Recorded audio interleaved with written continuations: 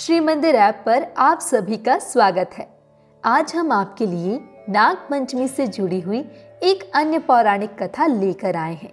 तो चलिए इस कथा को विस्तार से जानते हैं। एक समय की बात है, किसी एक गांव में एक कुम्हार अपनी बेटी राधा और अपनी पत्नी के साथ निवास करता था। उसकी बेटी भगवान शिव की बहुत बड़ी भक्त थी और उनकी पूरे विधि विधान से पूजा अर्चना किया करती थी। एक दिन उस कुम्हार ने अपनी बेटी से बर्तन बनाने के लिए मिट्टी लाने को कहा।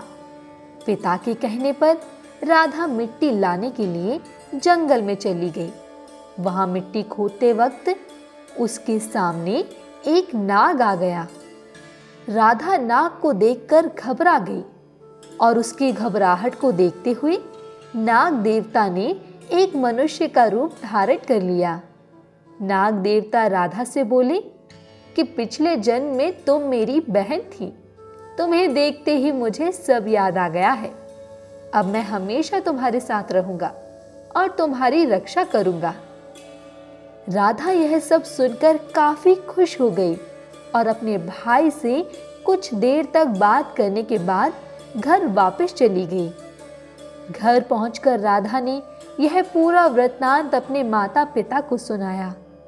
इस बात को सुनकर उसके माता पिता चिंतित हो गए और उन्होंने राधा को जंगल में जाने से मना कर दिया। राधा ने अपने माता पिता की बात को मानने से इनकार कर दिया और वह बोली कि मेरा कोई भाई नहीं है और मैंने नाग देवता को भाई मान लिया है, इसलिए मैं उनसे जंगल में मिलने अवश्य जाया करूंगी। अपनी बात पर अडिग रहकर राधा अगले दिन जंगल में अपने भाई के लिए दूध लेकर गई। कुछ देर बाद नाग देवता वहां आए और उन्होंने दूध ग्रहण किया और उन्होंने फिर से मनुष्य का रूप धारण कर लिया। इसके बाद उन्होंने राधा को एक पोटली दी और बोला कि तुम यह पोटली घर जाकर खोलना।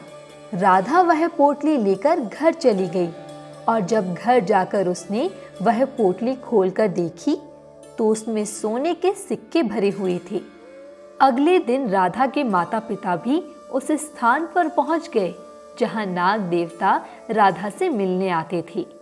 वहां उन्होंने राधा के पिछले जन्म के भाई से बात की और फिर वह लोग भी नाग देवता से मिलने आने लगे।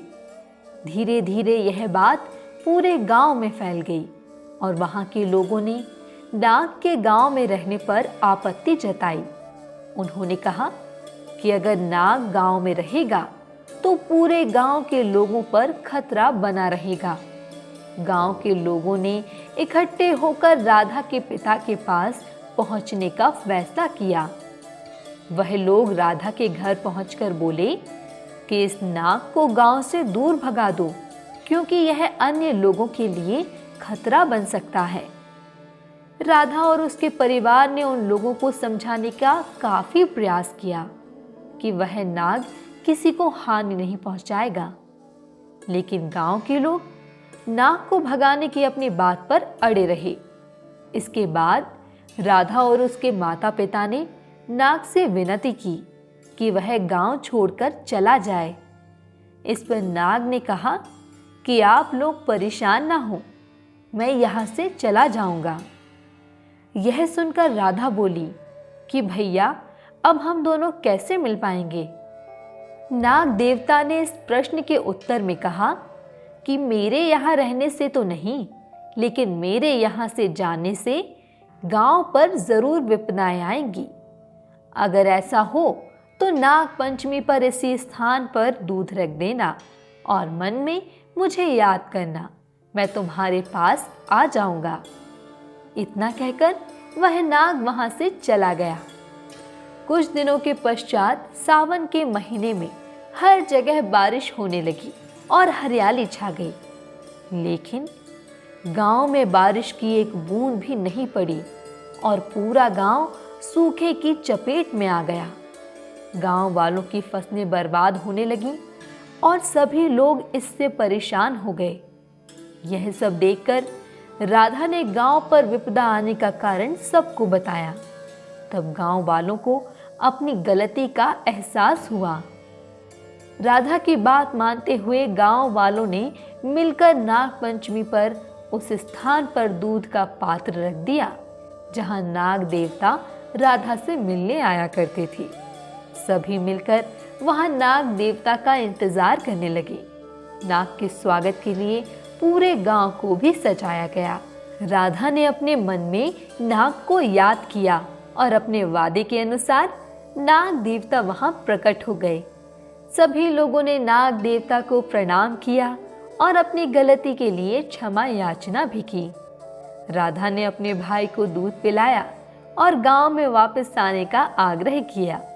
इस पर नाग देवता बोले कि मैं अब यहाँ नहीं रह सकता, लेकिन मैं हर नाग पंचमी को अपनी बहन से जरूर मिलने आया करूंगा। नाग देवता ने आगे यह भी आश्वासन दिया कि मेरे जाने पर गांव की सारी समस्याएं भी समाप्त हो जाएंगी। यह बोलकर नाग देवता वहां से वापस चले गए। उनके कहे अनुसार गांव में बारिश हुई और सूखा खत्म हो गया।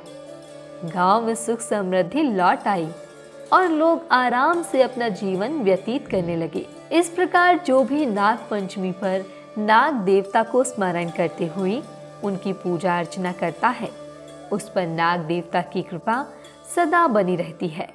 हम आशा करते हैं कि यह कथा पढ़ने और सुनने वाले सभी लोगों पर भी नाग देवता की कृपा बनी रहे।